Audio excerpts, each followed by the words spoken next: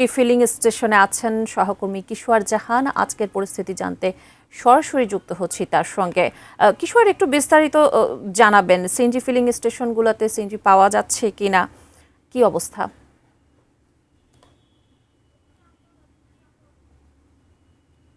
দর্শক, কয়েকদিন ধরে আমরা জানি যে গ্যাস সংকটে বিভিন্ন ফিলিং স্টেশনে দীর্ঘ লাইন এবং অনেক ফিলিং স্টেশনগুলো বন্ধ ছিল। আজ রাজধানী মহাখালী সিএনজি ফিলিং স্টেশনে কি অবস্থা সেটি জানতেই আমাদের সহকর্মী কিশোর জাহানের সাথে আমরা যুক্ত হতে চাই। কিশোর, আপনি নিশ্চয়ই আমাকে শুনতে পাচ্ছেন? আছি মহাখালীর একটি বাস স্ট্যান্ডে এবং পিছনে দেখতেই পাচ্ছেন শিকদার ফিলিং স্টেশন। এখানে আসলে সকালে আসার পরে আমরা একটু বোঝার চেষ্টা করছিলাম যারা অপেক্ষা করছেন তারা আসলে গ্যাস পাচ্ছেন কতটুকু। কথা বলেছি অনেকের সাথে, অভিযোগ আসলে একটাই, দীর্ঘ সময় লাইনে দাঁড়িয়ে থাকতে হচ্ছে এবং দাঁড়িয়ে থাকার পরবর্তী সময়েও আসলে গ্যাস পাবে কি না সেটি আসলে প্রশ্ন। এখানে যারা আসলে লাইনে দাঁড়িয়ে আছেন তারা বিগত 1.5 থেকে 2 ঘন্টা মতো সময় নিয়ে অপেক্ষা করছেন এই লাইনে গ্যাস পাবার আশায়। জানার চেষ্টা করছিলাম অন্য পাম্পগুলোর অবস্থা কি। এখানে আসলে চালক যারা আছেন ওনারা কিন্তু বলছিলেন যে রাজধানীর যে কটি পাম্প আছে তার অধিকাংশই এখন আসলে বন্ধ নোটিশটি ঝুলছে এবং তার মূল কারণ একটি বলছে যে গ্যাসের প্রেশার নেই, যেই কারণে পর্যাপ্ত গ্যাস তারা দিতে পারছে না, নজল কাজ করছে না। আর যে কটি স্টেশনে আসলে গ্যাস মিলছে বা গ্যাস পাওয়া যাচ্ছে সেটি আসলে খুব অপর্যাপ্ত, কারণ বড় যেই মাইক্রোগুলো আছে, আমরা একটু আগে আসলে এখানে দাঁড়িয়ে আছি অনেকক্ষণ ধরে দেখতে পাচ্ছিলাম মুন্নি 200 টাকার গ্যাসও কিন্তু ওনারা নিতে পাচ্ছেন না।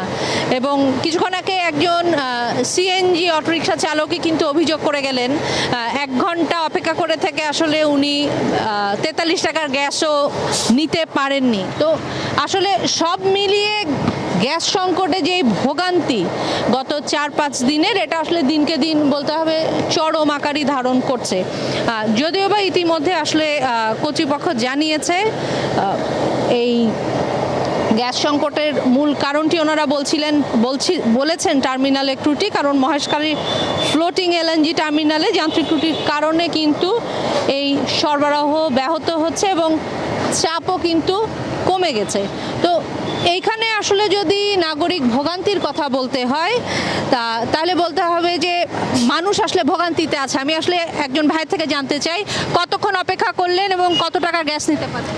8:30 থেকে এখন বাজে 11:05, টোটাল 2.5 ঘন্টা আমি সিরিয়ালে বসে থাকে 250 টাকার গ্যাস পাইছি। আর 2.5 ঘন্টা সিরিয়ালে বসে থাকে আমি 100 টাকার গ্যাস আমার গাড়ি থেকে পড়ছি। কতদিন ধরে আসলে এই সমস্যার মধ্যে পড়ছেন? এটা আজকে 1 সপ্তাহের উপরে। ধন্যবাদ। মুন্নি, শুনছিলেন আসলে যারা গাড়ি চালাচ্ছেন, চালক যারা আছেন, পরিবহনের সাথে সংশ্লিষ্ট যারা আছেন, এটি কিন্তু আসলে খুবই একটি কষ্টের কারণ হয়েছে ওনাদের, কারণ প্রাইভেট কার যেগুলো আছে সেগুলো নানা সময়ে দীর্ঘ সময় ধরে লাইনে নিলেও সিএনজি অটোরিকশা যেগুলো আছে এবং এখানে যেহেতু ভাড়ার কিছু ব্যাপার থাকে সেই জায়গাটিতে কিন্তু ওনারা বলছিলেন নাগরিক ভোগান্তির কথা, কারণ সিএনজি বিগত বেশ কদিন ধরে এই এলপিজি গ্যাসের চাপ কম থাকার কারণে, সিএনজিতে গ্যাস না পাওয়ার কারণে কিন্তু পরিবহন খাতের যেই ব্যবস্থাটা আমরা দেখেছি সেখানে কিন্তু আসলে গত 6 দিন যেই ব্যস্ততা, কারণ যেহেতু অফিস আদালত খোলা ছিল, সব মিলিয়ে কিন্তু গাড়ির চাপও রাস্তায় কম ছিল এবং এই চাপ কম থাকার মূল কারণটি কিন্তু গ্যাস সরবরাহ পর্যাপ্ত না থাকা। তো সব মিলিয়ে আসলে মুন্নি, যদি আজকের এই ছুটির দিনের পাম্পের অবস্থা বলতে হয় তাহলে আসলে জানাতে হয় অন্যান্য বিগত যে কদিন আসলে গত 4-5 দিন ধরে এই সমস্যাটি ভুগছে আসলে যারা আছেন, এই সমস্যাতে গত 4-5 দিন এই সমস্যার মধ্যে থাকলেও আজকেও কিন্তু তার খুব একটা ব্যতিক্রম নেই। সেই দীর্ঘ সময় লাইনে দাঁড়িয়েই ওনাদের নিতে হচ্ছে এবং যদিও বা মিলছে সেটি আসলে পর্যাপ্ত নয়, গ্যাসের থেকে বাতাসই বেশি বলছেন চালকরা। মুন্নি।